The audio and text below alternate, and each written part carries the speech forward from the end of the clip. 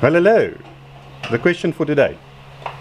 What do you do when you get seriously bored and you're on leave? You call in Kappie from Kappie Drift. What's up? Link down below for his channel. And you get Rudi. Hello. With all 4 of his subscribers. Yes.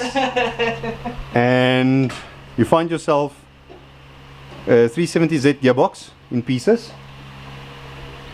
With a workshop manual. Hang on, workshop manual. And yeah, who wants to do anything easily, right? That's it. What if it was easy? It would be boring. And then you take a 350Z and you swap the clutch. This is what Rudi is busy with, while trying to assemble the new gearbox for the 370Z, which, if things work out, might go into the 350Z. We can only hope. We can only hope.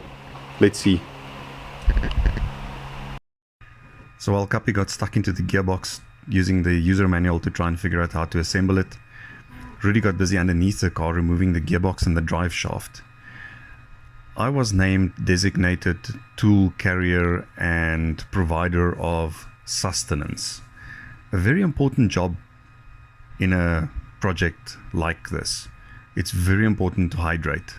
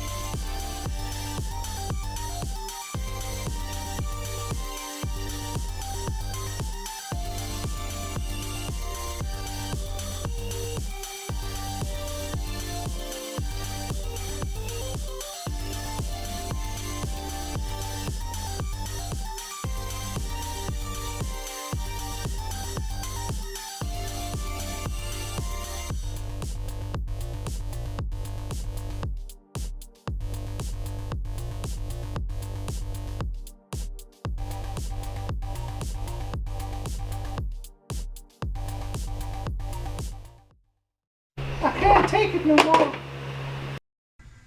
With the gearbox and drive shaft successfully removed and placed safely out the way, we can now get onto the task of removing the gearbox from the motor. You have a total of 12 bolts attaching the bell housing to the back of the motor. Some of these bolts are only accessible from the top of the engine bay, and I strongly suggest that you remove the plastic covers on top of the motor to be able to get to them. It just gives you that little bit more space. On the bottom side, most of the bolts attach from the gearbox through to the motor, but there are a few that are backwards, that attach from the motor side through to the gearbox. Your starter motor is also attached with 2 bolts there and also will have to be removed. So all of that stuff gone by the time we get to actually pulling out the gearbox. Like 5mm forward, no, 2mm there. Is that the tab? Just be careful, you guys don't hurt yourselves, eh? Yeah, yeah. That's Okay. not the tab, dude. Safety first. That's not the tab. The tab deeper in. Wait, yeah. Wait, take that out. Tip before you actually try to remove the gearbox from the motor is to first detach all the electronics and the cables and little pipes. There's a breather pipe on top of the gearbox. If you can get to it, detach that and safely cable tie that out of the way so that you don't get anything hung up or snapped or damaged or broken. It'll save you a massive amount of time. We'll also see in a couple of seconds, this is ideally a job done by 2 or more people. It was fairly easy for us to do it being 3 people. Definitely not something you want to attempt on your own.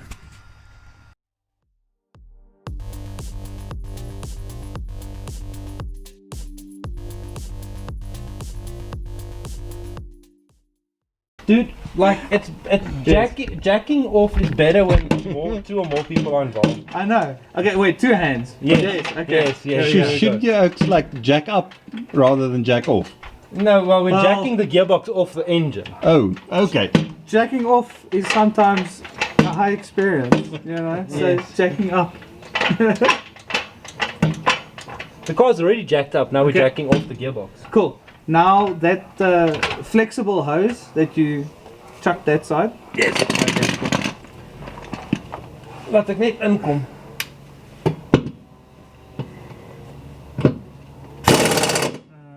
Ander kant toe. Ooh. No, it's not locked. There we go. There we go. Cool. Yeah, I don't feel like taking a gearbox to the face. Yeah, no. Me neither. Bad times. Okay. Alright, here's the flexible hose again. Yeah, there's a weird thing attached to the front of You it. should also check the gearbox mounting for stiffness. Well, the gearbox mounting's coming out, so you can check it as much Oh. as you want. Okay. It feels okay. It's pretty flexible. It's a bit wobbly, like that. Yeah, but that's not how it's. Yeah. Okay. It works in this direction. Yeah. We can check it when Yeah, we it's can out. check it if it's cracked or worn or anything. Hey, no, cock. I can already see it split from the back there. So. Yeah. Well, we've got a spare one. And you know what the cool thing is? This cross brace isn't as low as on our cars. Do you check? Okay. So are we gonna pull? Yeah. You have to just Okay, be careful, myself. please. Yeah. It's catching up over here, so I'm going to drop it a bit. Okay. Yeah.